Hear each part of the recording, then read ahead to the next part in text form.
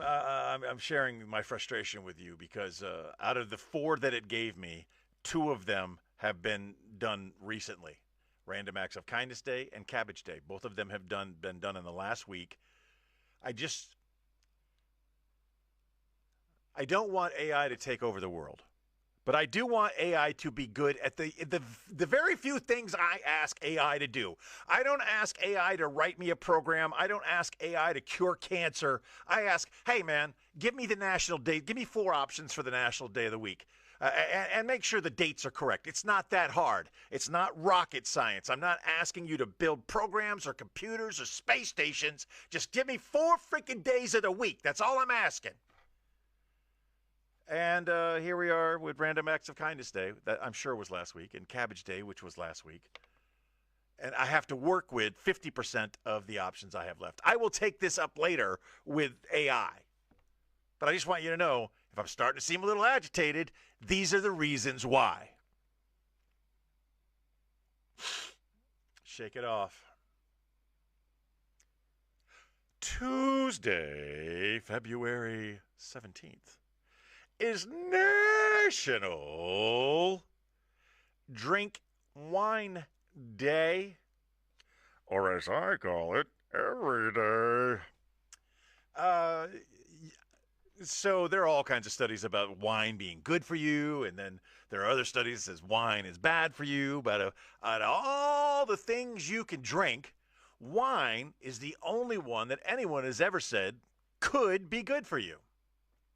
As with all things, in moderation, and specifically the red wines versus the whites and the pinks and the bubbles, But a nice red wine. My problem with red wine is they give it to you in a bottle, and the bottle's hollowed out at the bottom, and you get about 12 ounces. In a big bottle, you get about 12 ounces of wine, which is about a 3-ounce cup. So as long as you take your wine glass and you only fill it about this much, and that's a respectable amount of wine. But no, it's a wine glass, not a wine filler upper to the quarter line limit thingy. It's a wine glass. You put freaking wine in it.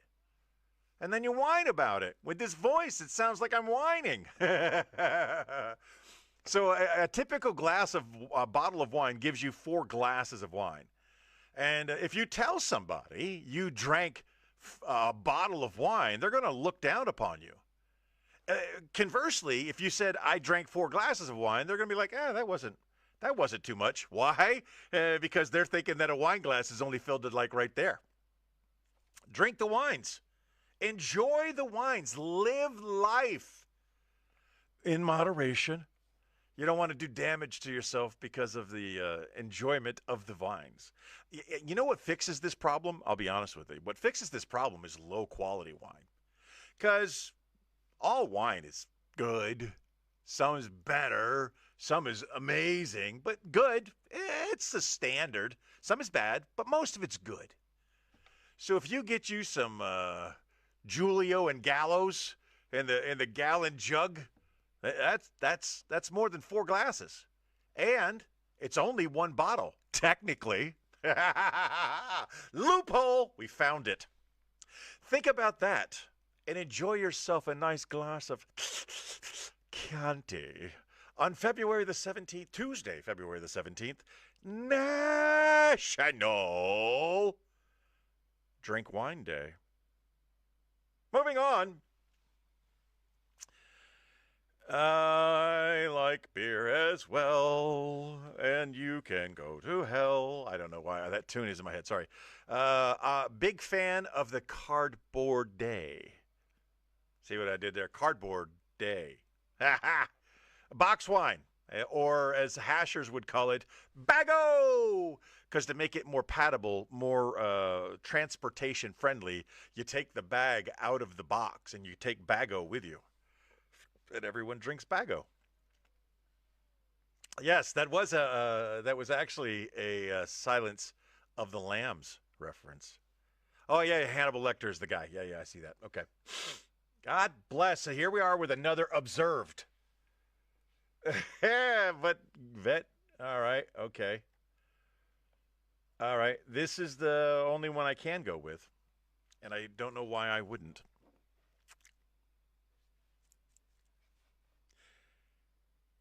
Wednesday, February 18th, is National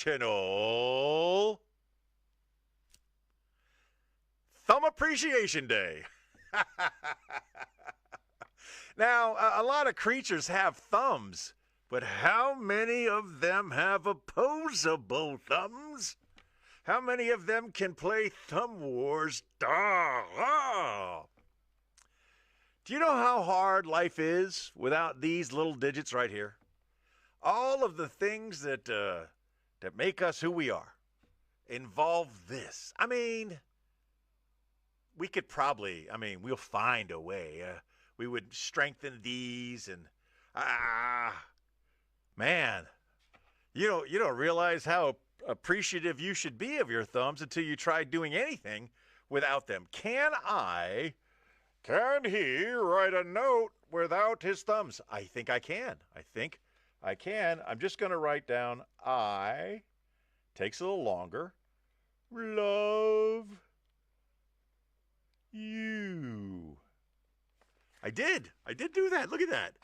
Look at me writing things without using my opposable thumb. But it's easier.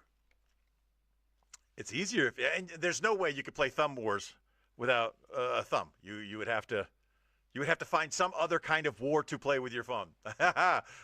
Index finger wars. Pew pew pew pew pew. Oh, your finger gun just got ruined when you take away the thumb. Okay, it would just be K. K, and if you're a clan member, a third K. You can still do M's and W's. Modern Warfare, baby. That's my clique. That's how I roll. So there are limited things. You can't count the European way. 1, 2, 3. Can't do that. You'd have to go back to old school American way. 1, 2, 3. Which with arthritis and obesity makes getting all hard. It makes it harder. Yes, this is the British way and the European way and also the fat person way of counting with their fingers.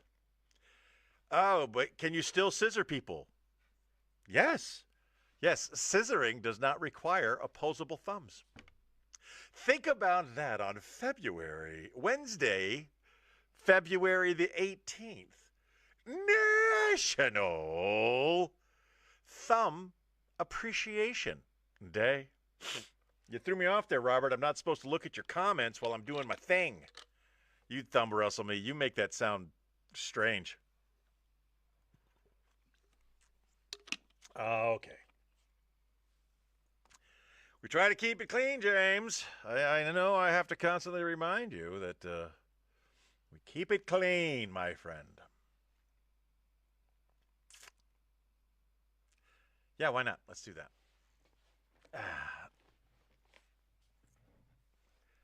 I hate my chair. I hate my chair. I hate my chair. My chair.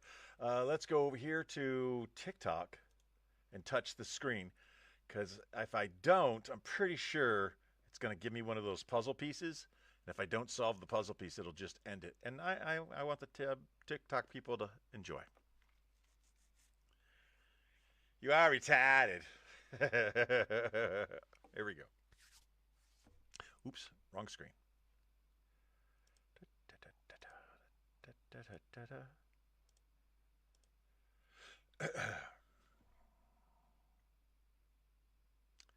Thursday, February 19th, is National Tug of War Day.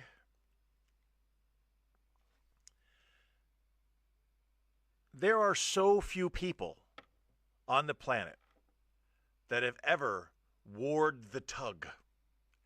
There are so few people who have ever done tug of war that I feel like, oh, no, it just gave me another. Your live contains themes that some may find uncomfortable and hate speech and hateful behaviors?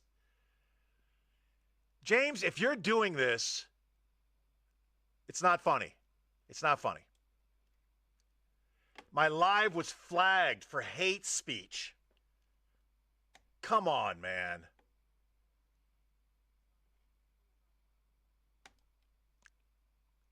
Hate speech. Are you serious? Are you serious?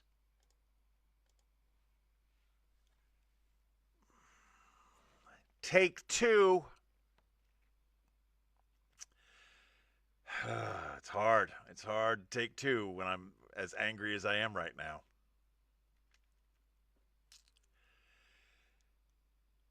Thursday, February 19th is National Tug of War Day.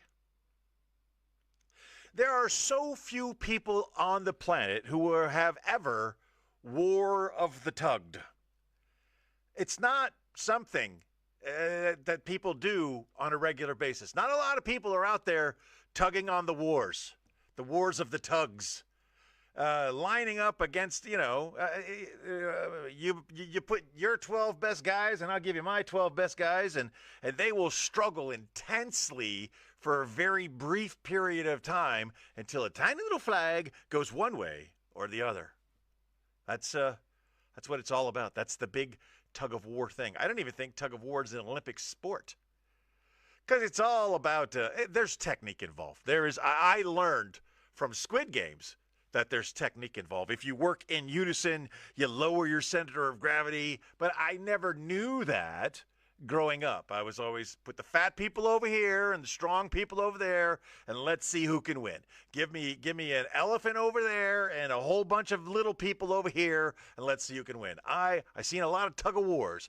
Give me a lion over here and the world's strongest man over here, and let's see what happens. Those are real tug of war things that have occurred over the years.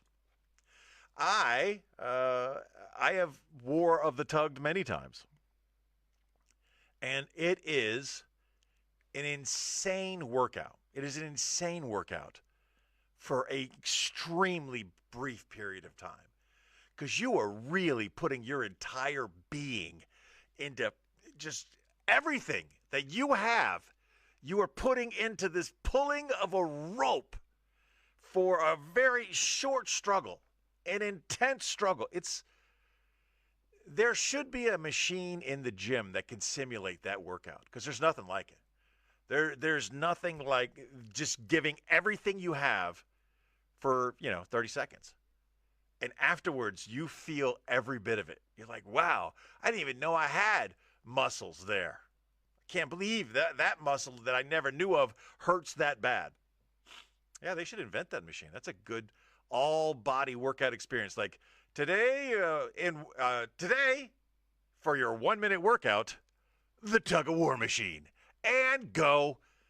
But it wouldn't work unless there was so like the tug of war machine. I could see it now in my brain. You have to strap into it. You can't let go. You got to fight, right? And then sharp prongy things on the other side, so that if you fail to tug on the war efficiently, you are impaled. Impaled on the sharp prongy things. Ooh, that's going to make for a workout. But you only got to do it for 60 seconds. 60 seconds or the rest of your life. I would love to use the tug of war metaphor more, and that you should give everything you absolutely have for at least 60 seconds of every day to one thing. But so few people on the planet have ever tug of warred, it would be lost on them. Think about that. Sorry, wrong screen is up because I got so many things going on. Think about that on Thursday, February 19th, National Tug of War Day. And that second take, I think, was a really strong recovery, considering how angry I was before I started doing it. Okay? So I see some denials out there, but if you are doing that, please don't do that. I don't know.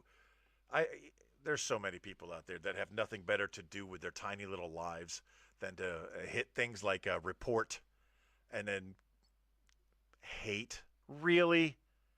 I'm like the least hateful person you'll ever come across. You're going to report me for hate speech?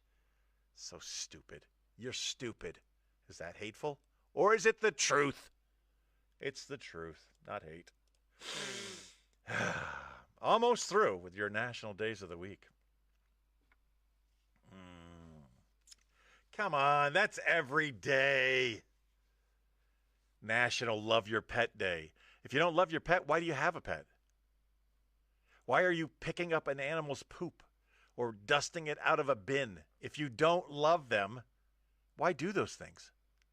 But if you have a pet, you already love them. I was just looking back at the comments real quick because I missed out. All right. I am strange. He's innocent. I'm watching him. Thank you. Hi, Jessica. It ain't me, babe. Why did I hear that in Sammy Davis's voice? Good tour of war. I didn't mean being an anchor, but I front my team ain't pulling. I quit. Let them fall down. You suck. 5-on-1. Think of everything you just said, but it's self-love. Yes, I was implying that at the same time. World War Day, Valentine's Day. Okay, we got some good laughs there. We're moving on.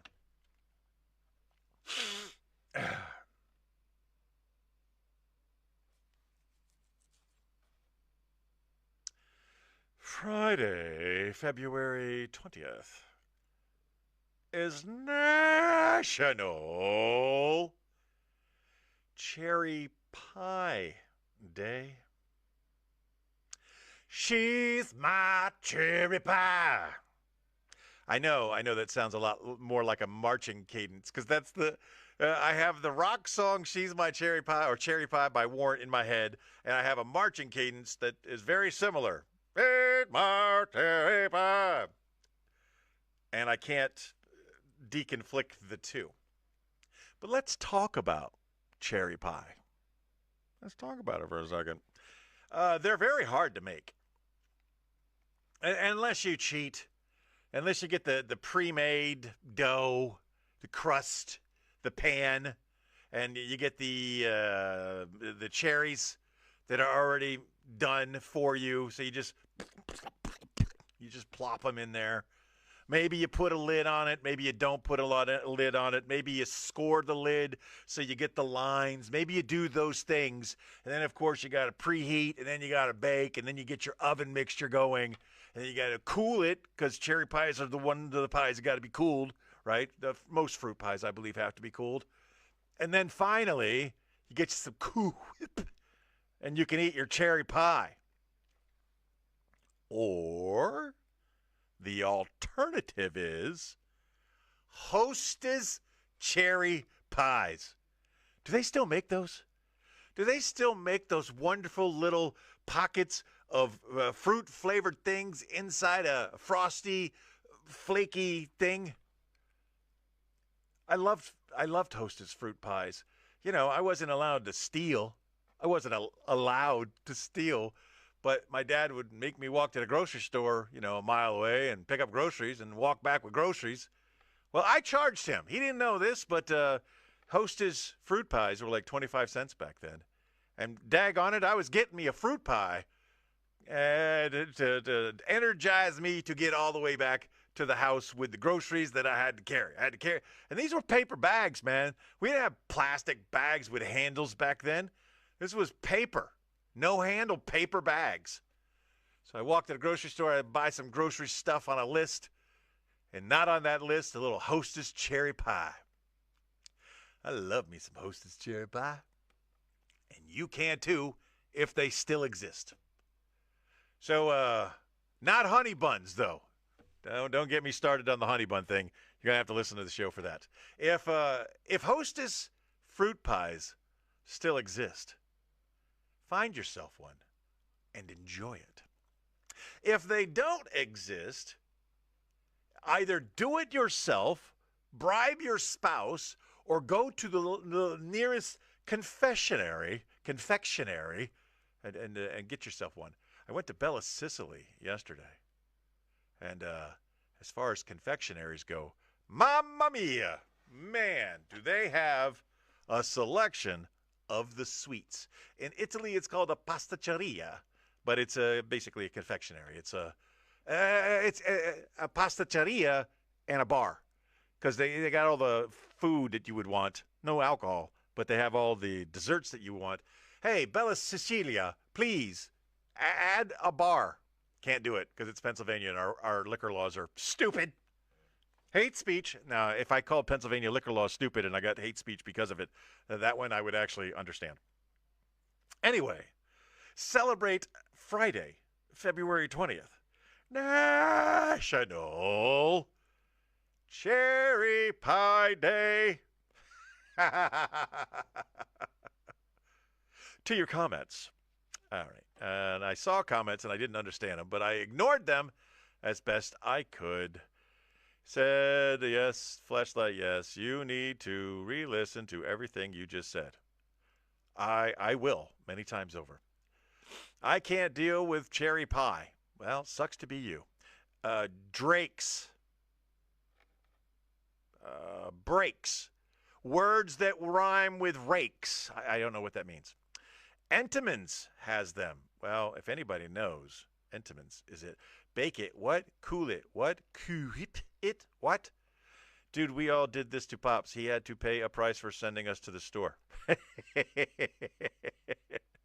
Yes, but I was the first to do it.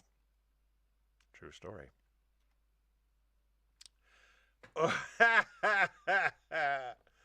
We're going to do it. We're going to do it. I'm going to give you a little insight. No. I was going to do it and give you a little insight into what's about to happen on the LUNSB Show. But then I saw another one, and why ruin one if I've got another that's easily available? Here we go. I'm going to take a sip real quick. Bear with me. I'm taking a sip like that.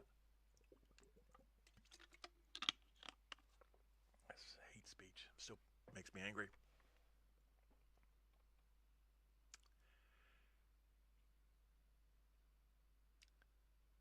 I'm prepping.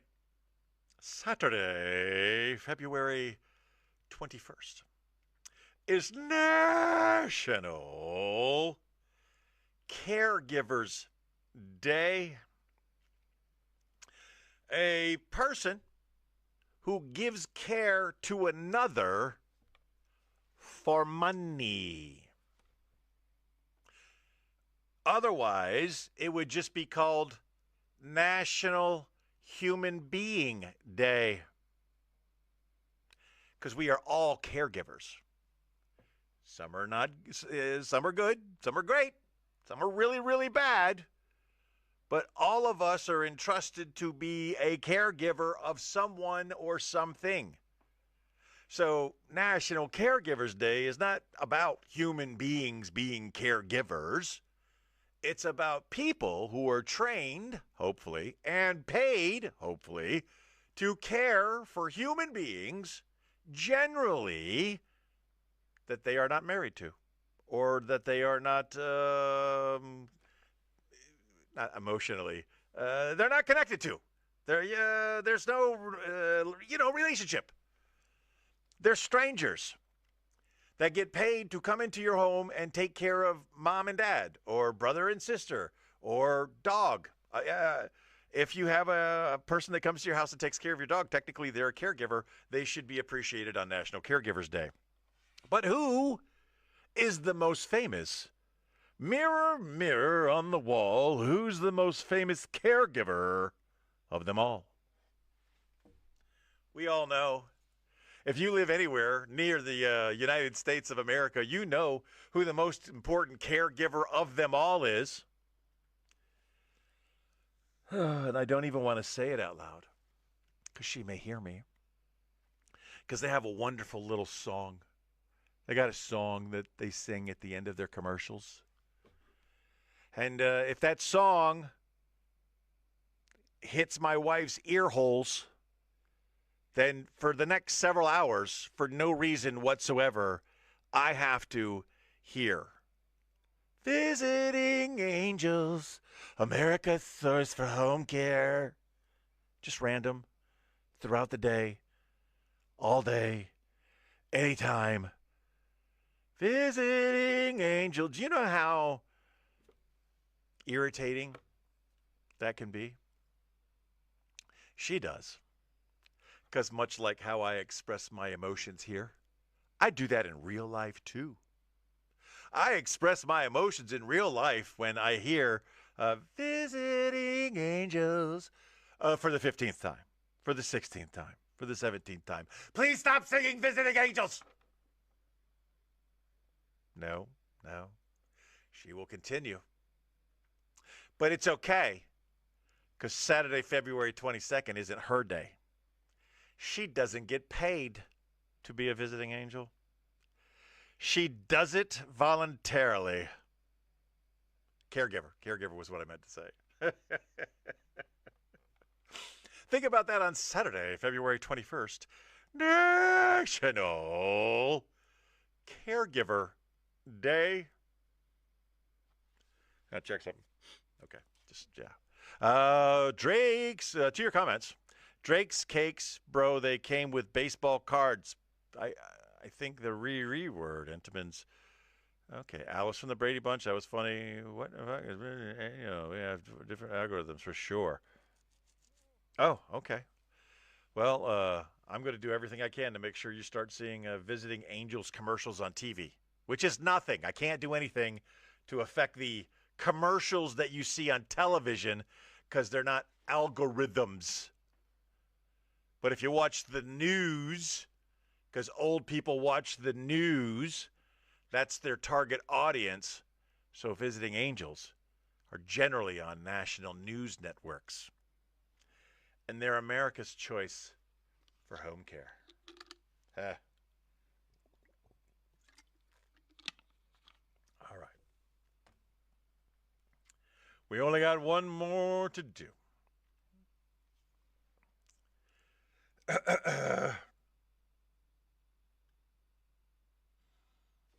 I'm going to go with that. I bounce back and forth between two. I'm going to go with this one instead. Sunday, February 22nd is National Supermarket Employee Day.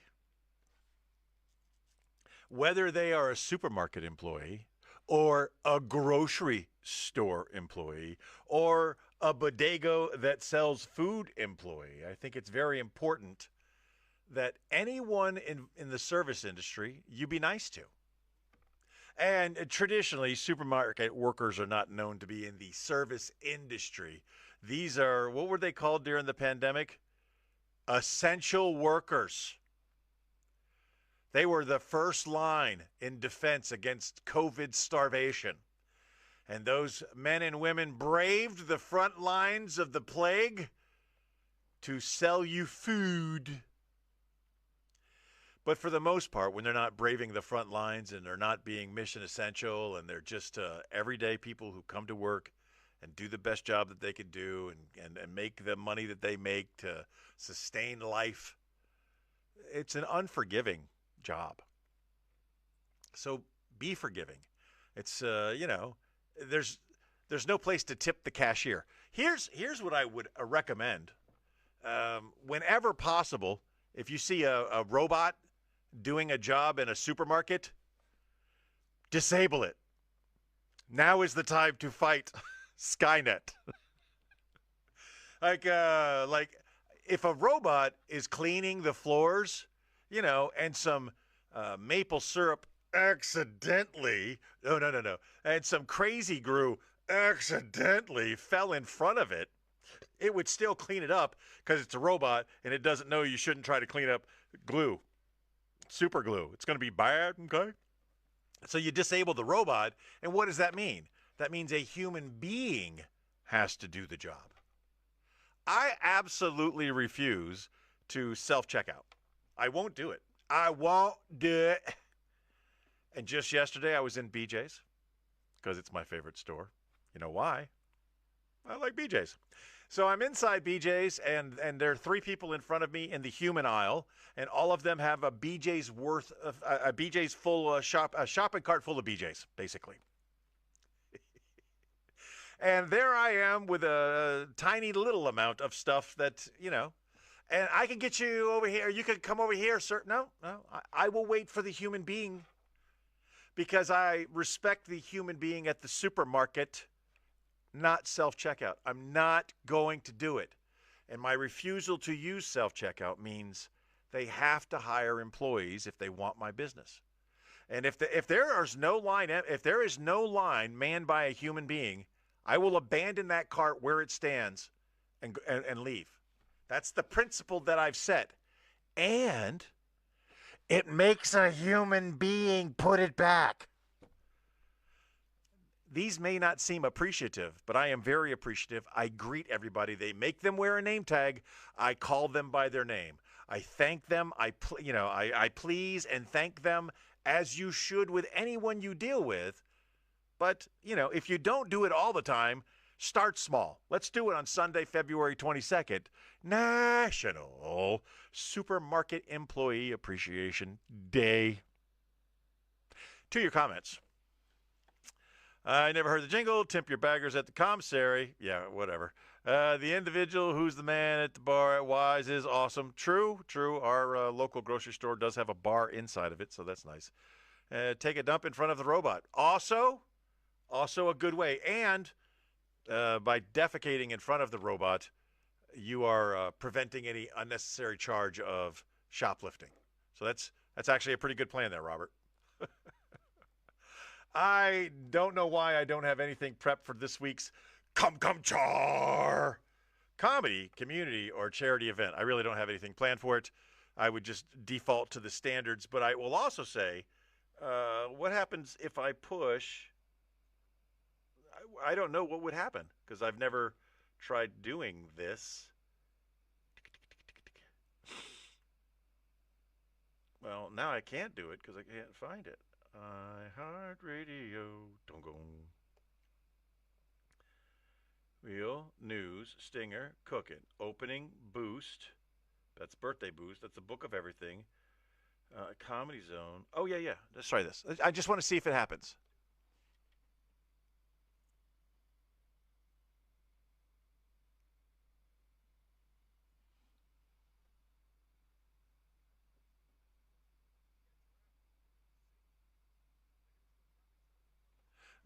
Nothing happened. Okay, well, let's turn that off. I tried to play the Comedy Zone commercial that I did.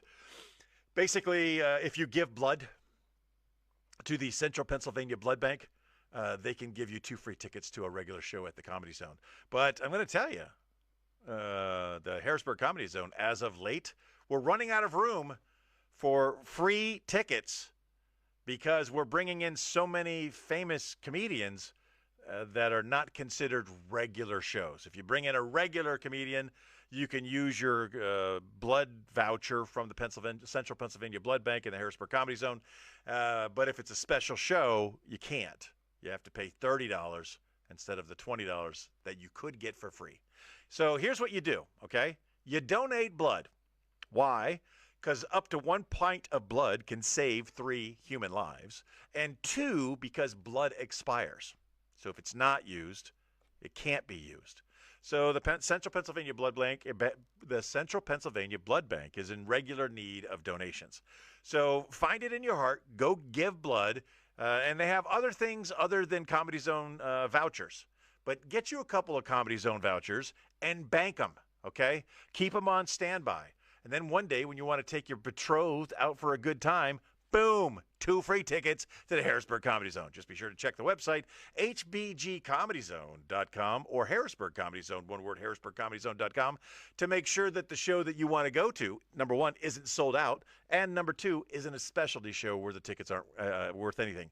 Also, like, subscribe, whatever you got to do to ensure that you're getting updates from the Harrisburg Comedy Zone, because we have secret shows every once in a while of amazing people.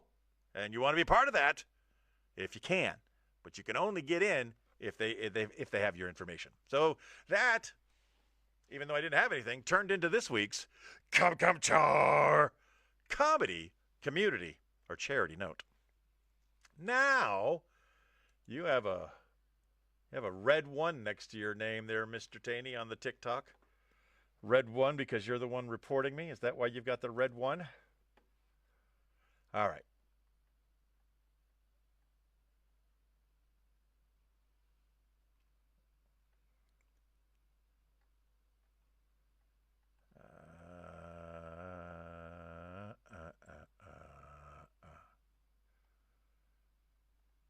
Me and you were arguing a lot.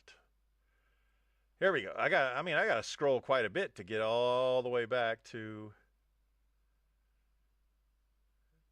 1, and it's just not long enough.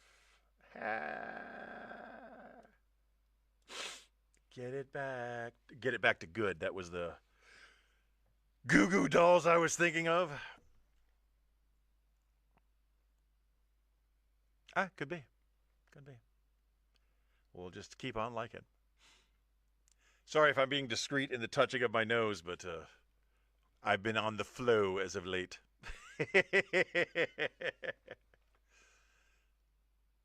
And now it's time for This Week in History, trivia style. 7 questions, all multiple choice answers, set to medium difficulty.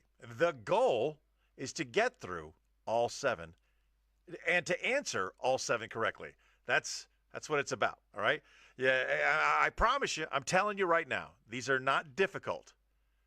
But maybe you don't know everything. But if you get all 7 correct, you're going to feel better. I know it's hard to believe. It's just 7 little silly, medium difficulty, multiple choice questions. But it's amazing how rare it is for any of us to go all 7 for 7. Now, as always, you are responsible for maintaining your own score, and it's blackjack, no trade back. If I read your answer, that's your answer. If you change your answer, there's no trade back. But if you decide to give yourself the correct answer, even though you gave a wrong answer and then changed your answer, whatever. Put an asterisk next to your name, okay? It's your own integrity that's at question here. Well, you are going crazy on the likes. Thank you. I appreciate it. I see it over there. You want answers? I think I'm entitled to. Yeah, we did that. On the question number 1.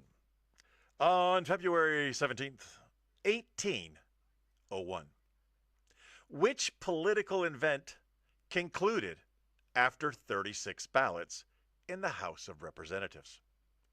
It's February 17th, 1801. You can stop with the likes and the hearts, man. I get it. Thank you. It doesn't do anything. It doesn't help at all. On February 17th, 1801, which political event concluded after 36 ballots in the House of Representatives? I'm just going to move it so I can't see it. Here are your multiple choice answers. Was it the Missouri Compromise, the election of Thomas Jefferson as president, the ratification of the Bill of Rights, or the impeachment of John Adams? February 17th, 1801, which political event concluded after 36 ballots in the House of Representatives?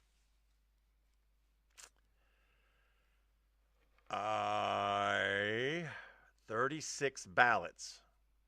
That means that's not 36 votes. That means they voted 36 times to do something. And this is 1801, so this is 30 years after the United States. James is going to go with the ratification of the Bill of Rights. And again, here are your multiple choice options. The Missouri Compromise. Yeah, there it is. I found it. There's my little thing I had to move on the... I'm so glad I kept that open. All right. The Missouri Compromise, the election of Thomas Jefferson as president, the ratification of the Bill of Rights, or the impeachment of John Adams. I believe in the... we got the Declaration of Independence, that's 1776. I don't think it took us 30 years to do the United States Constitution. I think the United States Constitution is a lot closer to 1776 than it is to 1801. The impeachment of John Adams, I don't think he was impeached. There was a president that was impeached before Bill Clinton, that was impeached before the multiple impeachments of Donald Trump and the future impeachments of Donald Trump. Was Missouri a state in the 1800s? Yes.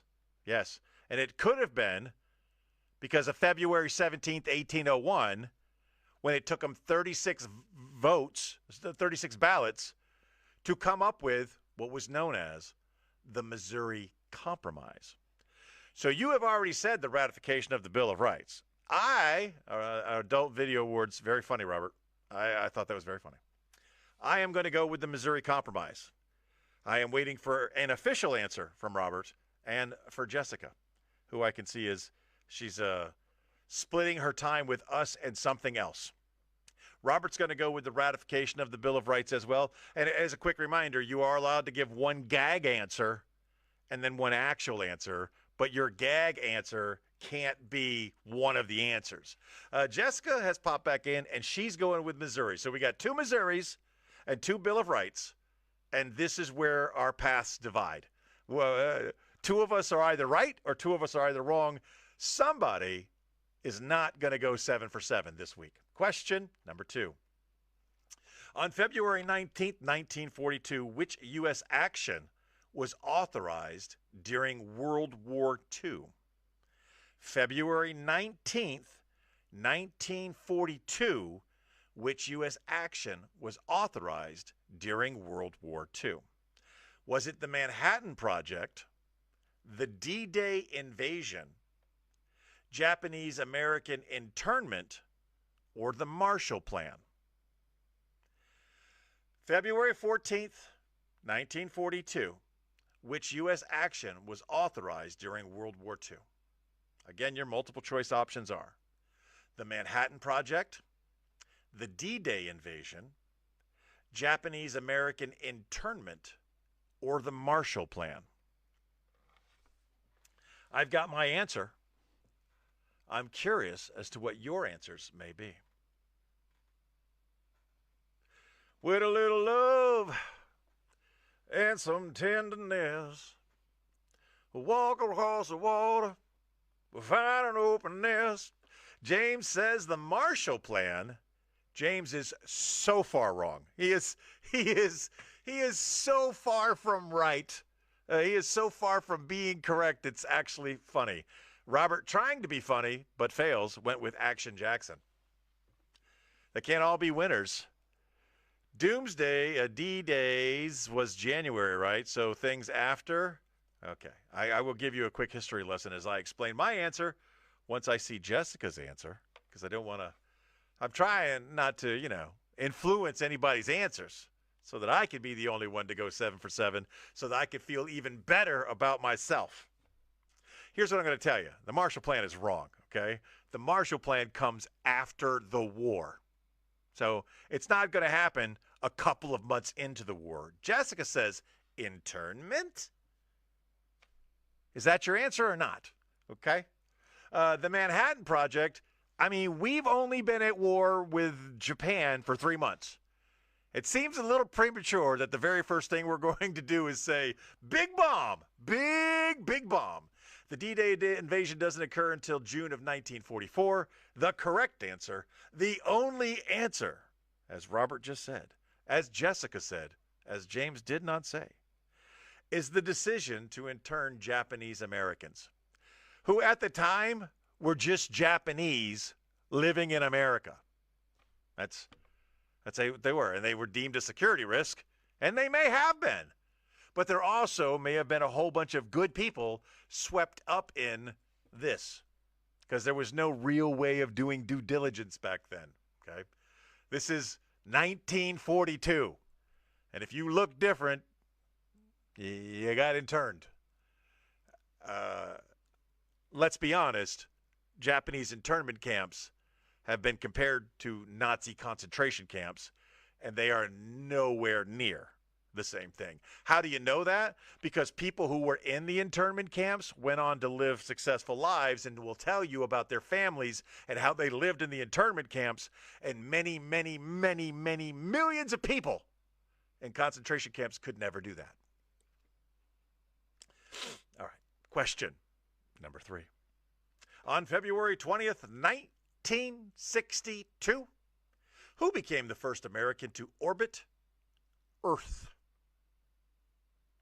Was it Alan Shepard, Neil Armstrong, John Glenn, or Gus Grissom? Again, February 20th, 1962. Who became the first American to orbit Earth? And the four options you have in front of you are four famous astronauts: Alan Shepard, Neil Armstrong, John Glenn, or Gus Grissom. Immediately, the Taneys both agree it's Glenn and Glenn, although they couldn't agree on spelling. It's two N's. Waiting on Robert's answers before I tell you the correct answer. And again, all four of them were famous astronauts. All four of them are famous for being astronauts for different reasons. And Robert dropped off, or he forgot how to type, and I'm not going to wait long.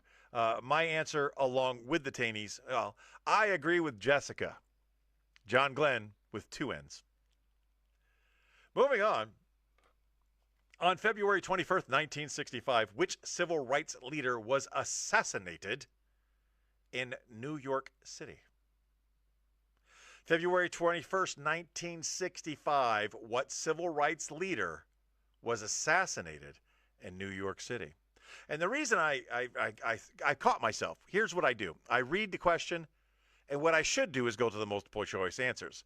But in the past, a lot of you like to answer the questions before I get to the multiple choice, like right now. All right, Robert finally went with Alan Dershowitz. Very funny. Then decided on Gus Grissom. Like right now, he said Malcolm X. I give you an extra point if you can answer it before I give the multiple choice. But it takes up too much time when there's an 8-second delay. So I'm going to start reading the question, and I'm going to read you your multiple choice, and then I'll repeat them in time to give you time to answer. And if you know it, you know it. Martin Luther King Jr. was your first option. Malcolm X was your second option. Your third option, Medgar Evers. Your fourth option, James Meredith. The question again. On February 21st, 1965, which civil rights leader was assassinated in New York City? Martin Luther King Jr., Malcolm X, Medgar Evers, or James Meredith? I'm burping. Yes, indeed, I'm burping. All right, so far I have one answer, Malcolm X. I have two answers, Malcolm X. I am surprised that Mr. Taney did not spell X wrong. Jessica, I believe we'll say Malcolm X as well. We all know who it was. Robert. Why does Robert keep popping up? Malcolm X. Oh, because the little X? I don't know. The heck is going on over there? What the heck's going on there? Jessica, Malcolm X. I will finish it off agreeing with Malcolm X. What was, for extra points, what was the distractor that was shouted in the room before he was shot? Out in the audience, somebody yells out something to make everybody look back here when there's something going on over there. What was the distractor? Anybody know? Does anybody know? If you don't know, I'll tell you at the end of today's episode. On February 22nd, 1732, which future U.S. president was born? John Adams, Thomas Jefferson, George Washington, or James Madison? On February 22nd, 1732, which U.S. future president was born? John Adams, Thomas Jefferson, George Washington, or James Madison? I learned something interesting about Thomas Jefferson recently as part of Black History Month. And it is that everything that we thought we knew, everything that we were taught was wrong. It's not true. So because of that, I'm going to go with Thomas Jefferson. That's my answer. And that is a straight up guess because I don't know. I don't know what the answer is. This is one of those, if you know, you know. And if you don't know, you don't know. Taney's going to go with Adams. Excuse me. Mr. Taney's going to go with Adams. Again, John Adams, Thomas Jefferson, George Washington, James Madison. Jessica's going to go with Adams. There may have been a TV show I should have watched that they think he's got a gun, I believe, was the distractor. That is not correct. That's, I guess, good. That could have been a good distractor. We're going to give Robert time to answer. I got a gun, I believe, was okay. Jimmy Carter. Funny. Not hilarious, but funny. On February 23rd, 1945, which iconic World War II photo was taken? I'm not going to say it's iconic. I'm going to tell you what they say. It is the most memorable image taken of all time. This is it. It was taken on February 23rd, 1945. It is so popular. It is so amazingly popular. I'm not giving you the multiple choice answers. On February 23rd, 1945, which iconic World War II photograph was taken? Taney, Mr., is going to go with sailor kissing a random chick. No. Madison is Robert's answer for our previous question. Again, without the multiple choice options. It is the most iconic photo ever taken. It was taken on February 23rd, 1945. What is it? As an additional clue, it was World War II. Mr. Taney is going to go with sailor kissing a random chick. Robert and Jessica are not going to answer because I didn't give multiple choice options. Well, I'm sorry. This one does not require multiple choice. Robert is going to literally copy and paste James's answer. He's going to go with sailor kissing another sailor. And I'm going to tell you, when you hear the answer, when Robert hears the answer specifically, he's going to feel dumb, stupid. Because depending on where he's sitting in the house right now, he can just look over there and see it. I'm not saying anything, okay? I haven't said anything. I'm saying that this is the United States Marine Corps has said it is the most iconic image ever taken in the history of mankind. And I agree with their propaganda. It is the most iconic image taken in the history of mankind. You are probably going to try to change your answer, but you're wrong, sir. Sarabachi, that's funny. In that I think you're trying to be funny. But yes, it is. Some of us need multiple choice. The raising of the flag on Mount Sarabachi on the island of Iwo Jima on February 23rd, 1945 is the most iconic photograph ever taken in the history of mankind. Everyone has seen it. Everyone knows what it is. Many people see a dude kissing a woman in Times Square and think, that's Tuesday. I don't think anything of it. But the raising of the flag over Mount Sarabachi on the island of Iwo Jima, it's a big deal. It's a BFD. It was such a big deal that they did it once, and it wasn't good enough. So they ran it again. Let's do it again till we get it right with a much bigger flag. On February 24th, 1868, our final question of the day. On February 24th, 1868, which U.S. president...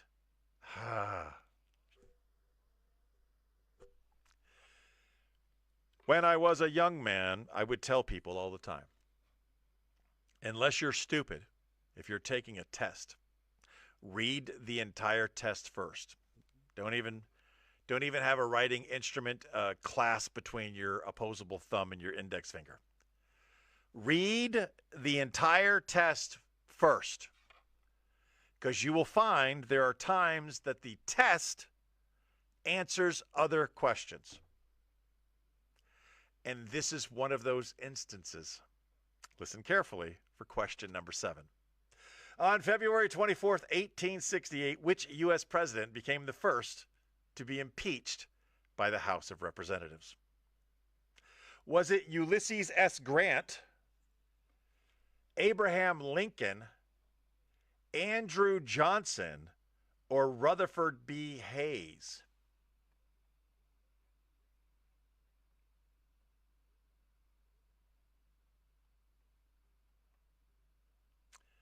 Ignore everything I just said because they're different things on different days. 1868, February 24th, which U.S. president became the first to be impeached by the House of Representatives? Epstein. Funny. Here are your options: Ulysses S. Grant, Abraham Lincoln, Andrew Johnson, or Rutherford B. Hayes. On February 24th, 1868, which president became the first to be impeached by the House of Representatives? Ulysses S. Grant, Abraham Lincoln, Andrew Johnson, or Rutherford B. Hayes? Jackson, not an option.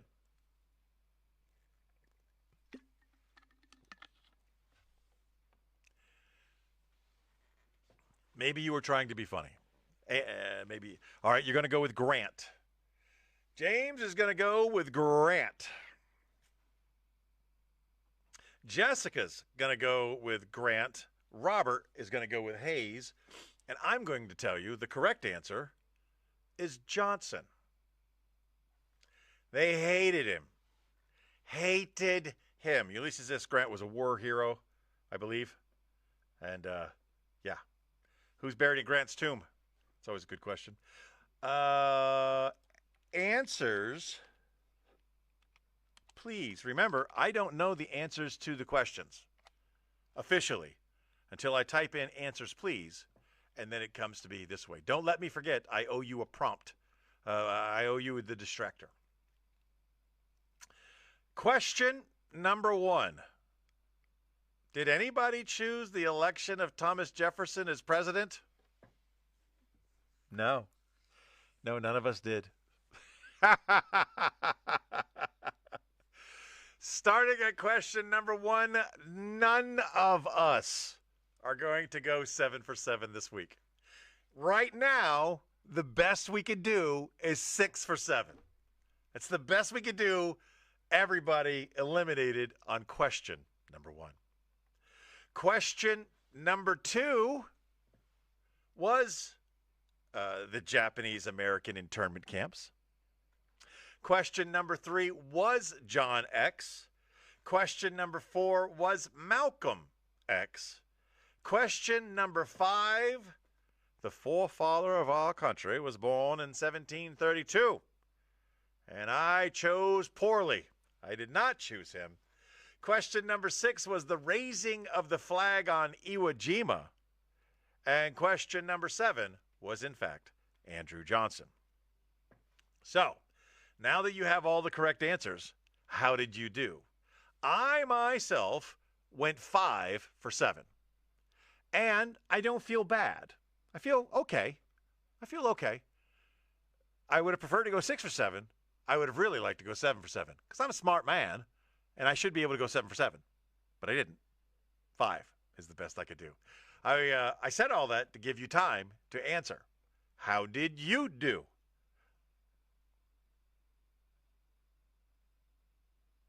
Oh, it gave me another option there. And I have no responses from any of you. So we're going to wrap it all up. I'm going to tell you what the distractor was. Very famously, in the back of the audience, a man yelled out, "Get your hand out of my pocket!" And everybody turned around to see what the ruckus was. But what they saw was a man running out the building, and in front of them, Malcolm X is assassinated.